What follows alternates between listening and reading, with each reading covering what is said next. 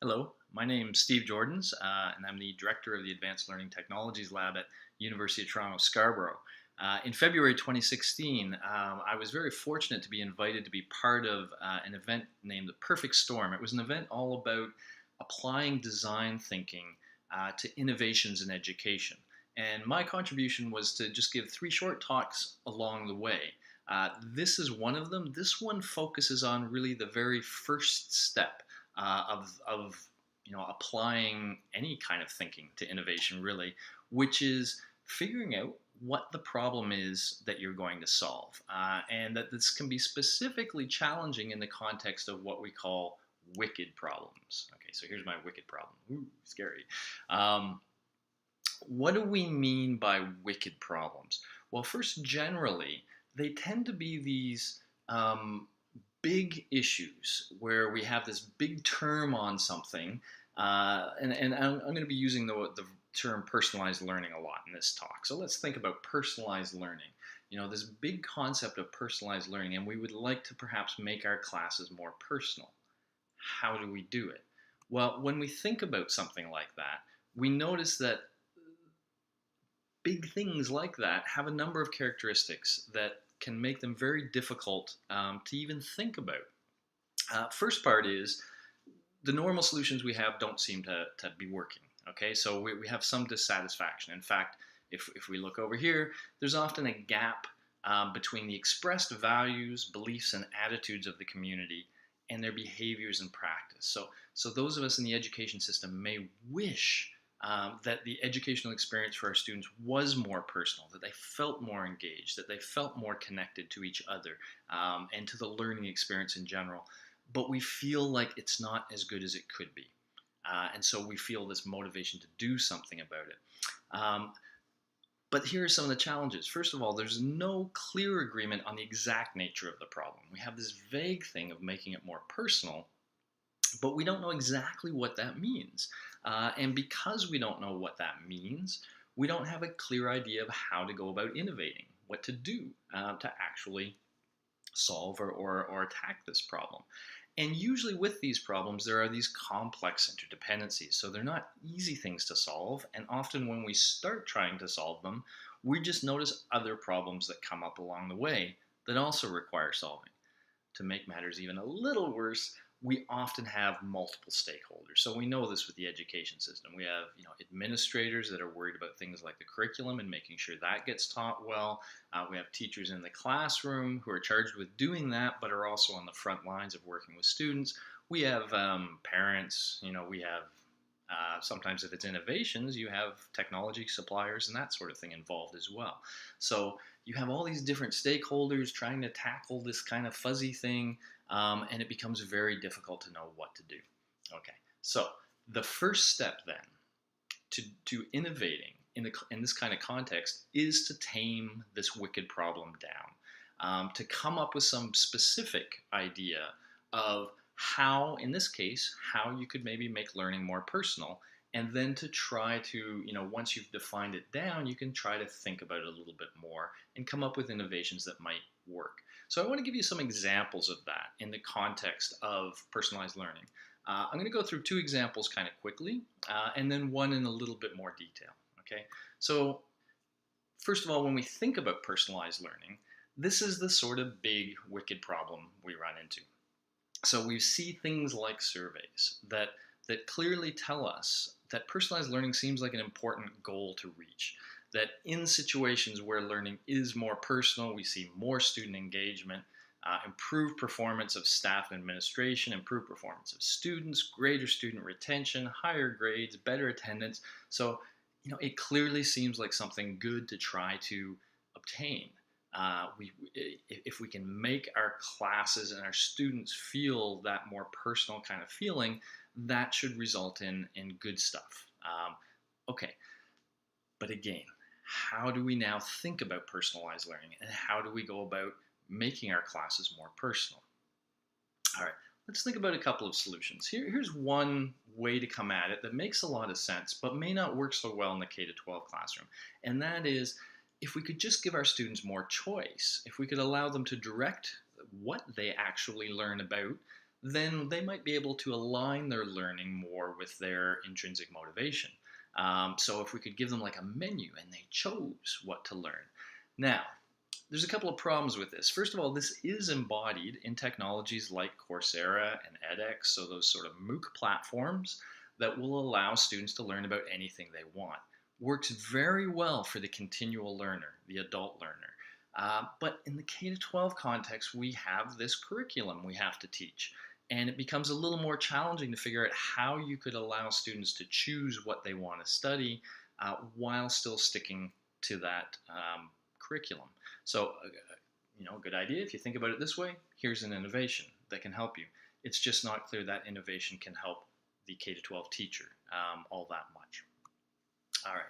Well, here's another notion. Maybe what we need to do is think more about what students are doing outside of the classroom when they're trying to learn the material. And we know that some students find certain things very easy to learn, some not so much. So maybe we could tailor the kind of homework to their skill level. And this is what's grabbed in so-called adaptive learning kind of technologies. The idea is these technologies get a sense of how good a student is doing, and then they adjust the exercises to match the skill level, and thereby help the student achieve benchmarks that they need to achieve.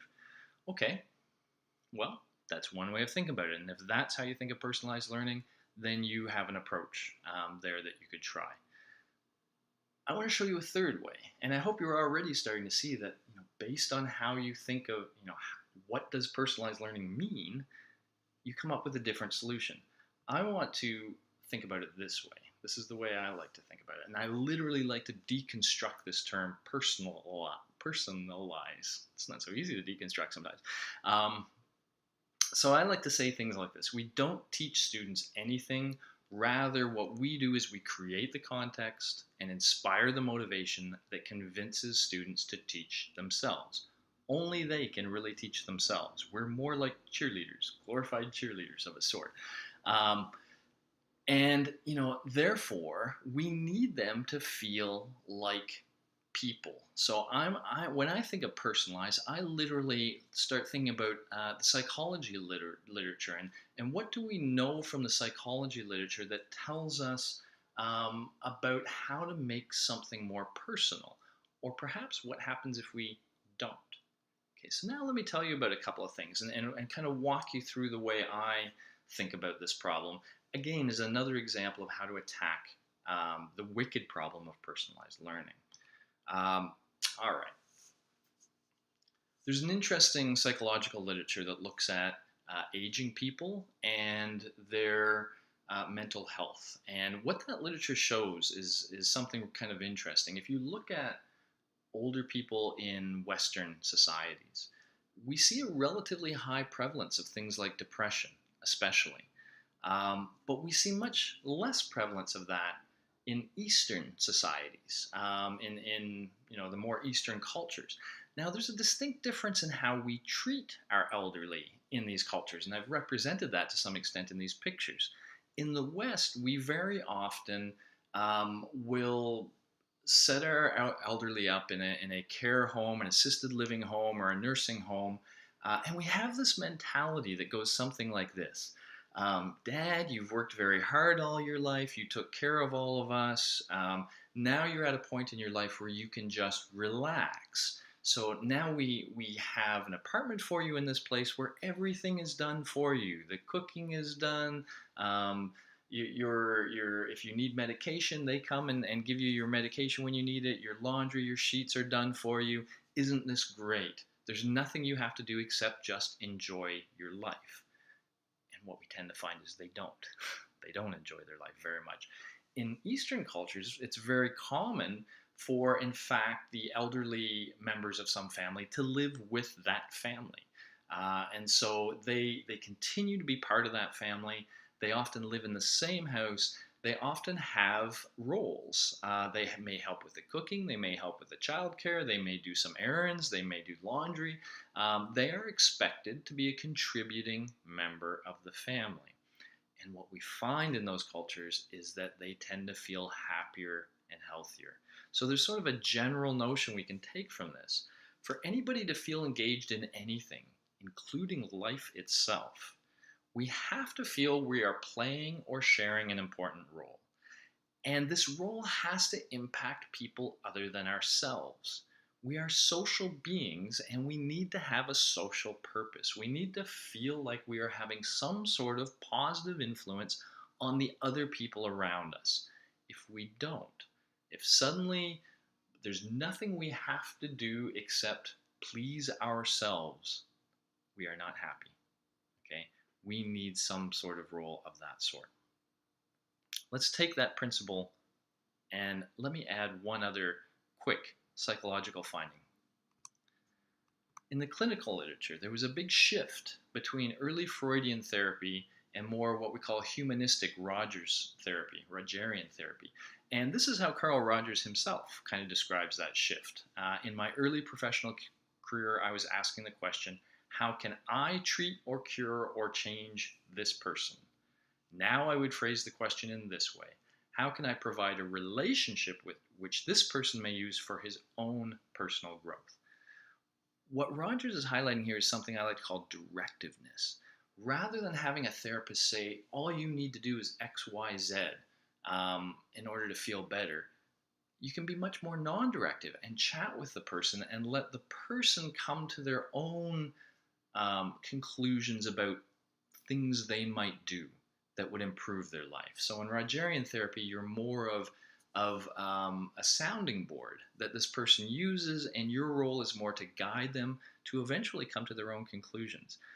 And what we find in this case is that the clients tend to own those strategies a lot more. When they come to some idea about what they should do to change, well, it was their idea.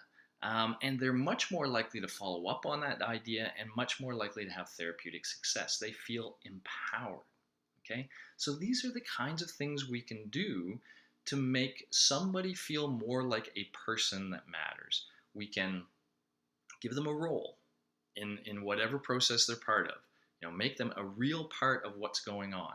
And we can be a little less directive. We don't tell them exactly what they have to do. We allow them to some extent to decide the best actions. Okay, let's think of these things. And now let's think of the current educational context. If we think about teaching, it tends to be pretty directive. And, the teacher is sending the information to the students. And the students are, well, it's kind of like one of these assisted living homes. We do everything for the student. We decide what the lecture, the course will be about today.